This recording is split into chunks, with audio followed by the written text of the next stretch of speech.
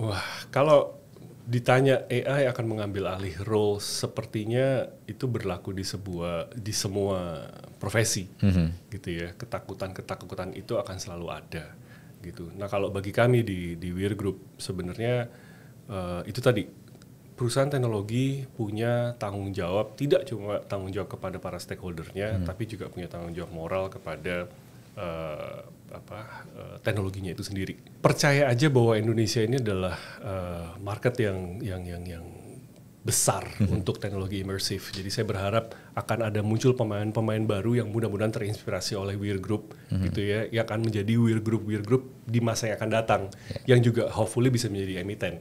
Karena dengan menjadi emiten tentu punya kekuatan superpower khusus yang bisa dipakai untuk membawa kebaikan juga.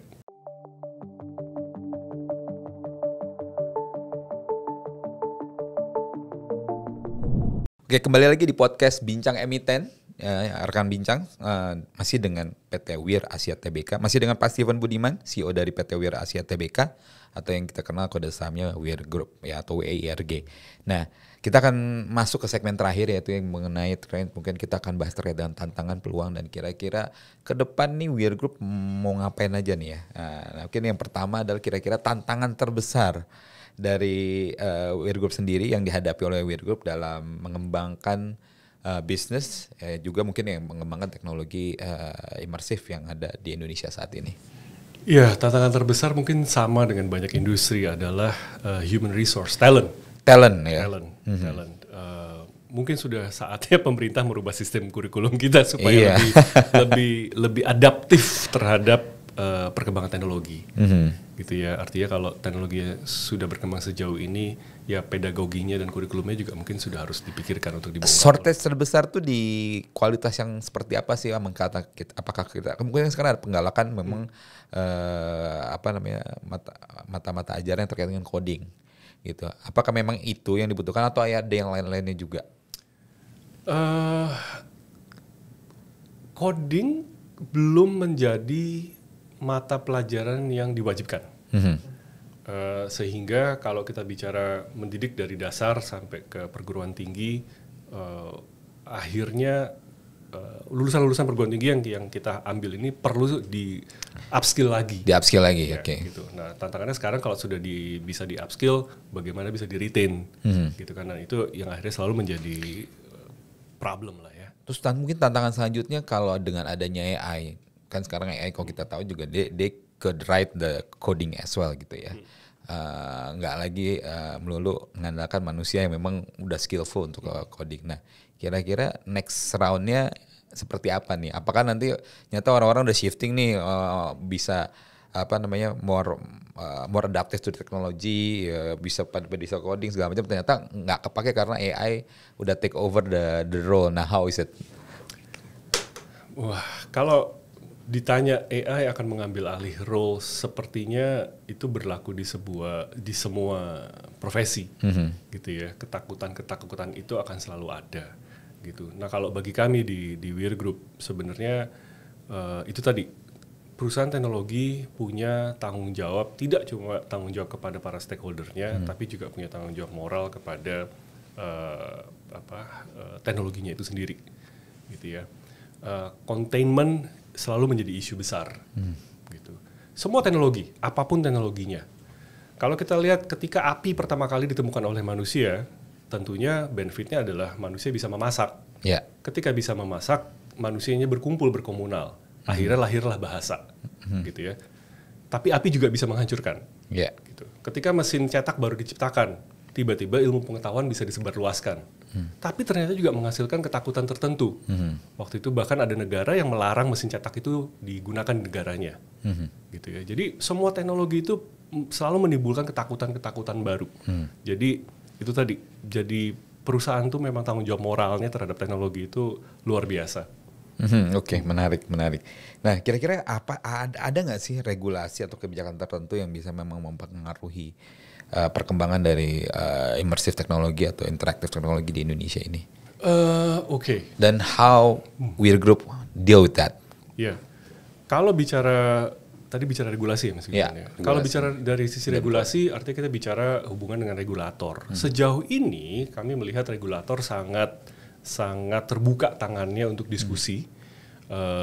Banyak sekali teman-teman dari regulator maupun dari kementerian yang menghubungi Weir Group lalu melakukan konsultasi dan diskusi gitu ya. Karena bisa jadi solusi juga buat government-nya kan. Betul. Jadi kami melihat Indonesia ini sebenarnya regulatornya sangat terbuka gitu. Peran yang mereka mainkan sudah benar kalau menurut kami gitu ya. Dalam arti mereka bersedia untuk mendengarkan, bersedia untuk belajar dan bersedia berkonsultasi bersama demi kebaikan industrinya.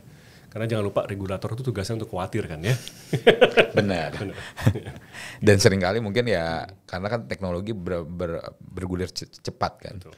Sehingga kadang-kadang policy juga tidak bisa mengikuti kecepatan dari perubahan teknologi sendiri. Sudah pasti tidak bisa mengikuti. Sudah pasti tidak bisa. Oke. Menarik.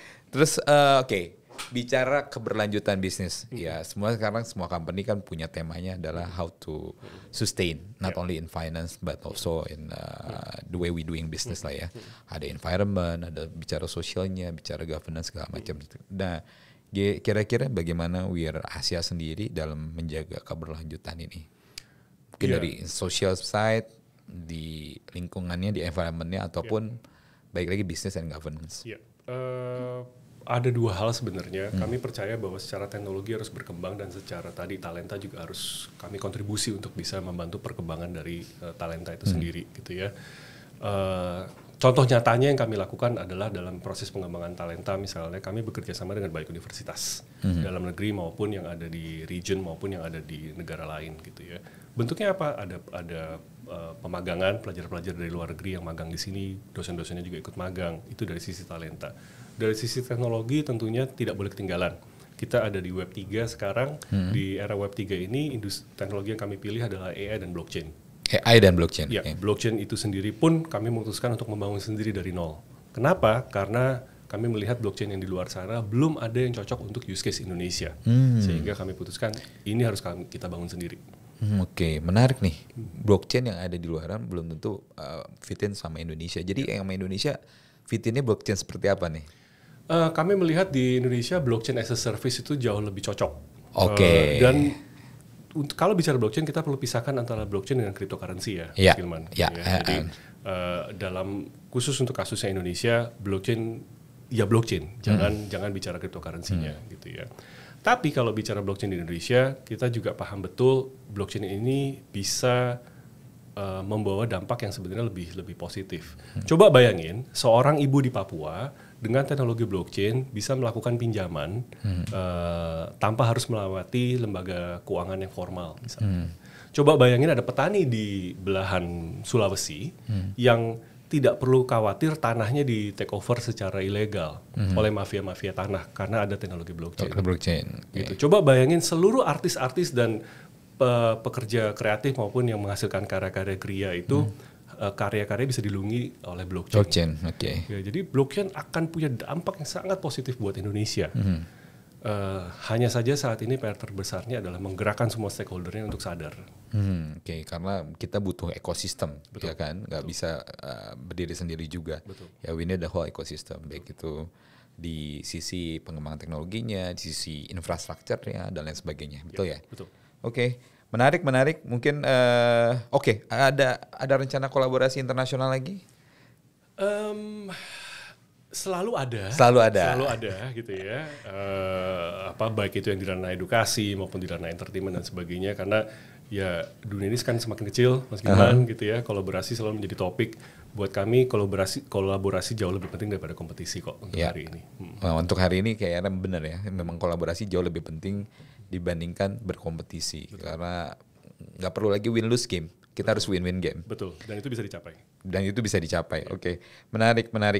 Mungkin yang terakhir nih ya, kita bicara. Justru yang terakhir pertanyaannya adalah visi jangka panjangnya dari Weir Group nih ya, dari Weir Asia Tbk. Nah, kira-kira apa visi jangka panjangnya ya, mungkin yang terkait dengan teknologi, pengembangan bisnis ataupun yang lain. Dan bagaimana menciptakan dampak mungkin yang positif di masyarakat. Ini ada kaitannya dengan hal yang sebelumnya sempat saya sampaikan bahwa Weir saat ini fokus di teknologi imersif. lalu ada teknologi AI-nya, dan ada blockchain-nya tadi. Saat ini memang prioritas industrinya ada di sektor pendidikan. Dan kami melihat ini bisa menjadi visi jangka panjang WIR bahwa yang kami lakukan harus punya dampak dan legacy yang positif buat Indonesia. Gitu. Pendidikan payung besarnya, tapi turunan-turunannya akan banyak sekali. Akan banyak sekali inisiatif-inisiatif dan POC yang akan kami lakukan untuk memberikan dampak positif sih. Buat kami, kalau positif itu bisa di-deliver, positif return juga bisa kita terima. Ya, jadi bukan hanya dampak positifnya ke masyarakat, tapi juga nanti dampak positif masyarakat juga sebenarnya akan berdampak positif kepada bottom line-nya kita. Ya, sustainability dari bisnis WIR Group juga. Menarik. Oke, terima kasih Pak Steven Budiman.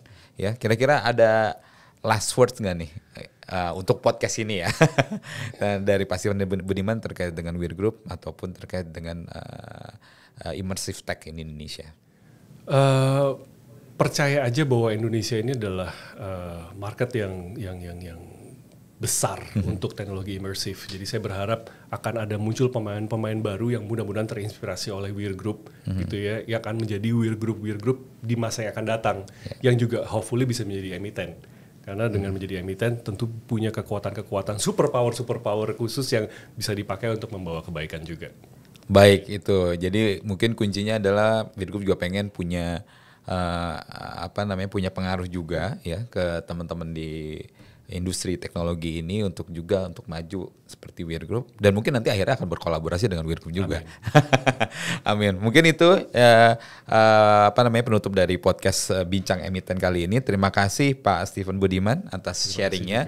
Semoga teman-teman investor bisa tahu lebih banyak lagi ya dengan adanya podcast ini, tahu terkait dengan perusahaannya, terkait dengan CEO-nya juga, tahu juga terkait dengan bisnis company, dan bisa makin yakin untuk memiliki portofolio saham sebagai salah satu alternatif investasi teman-teman semua.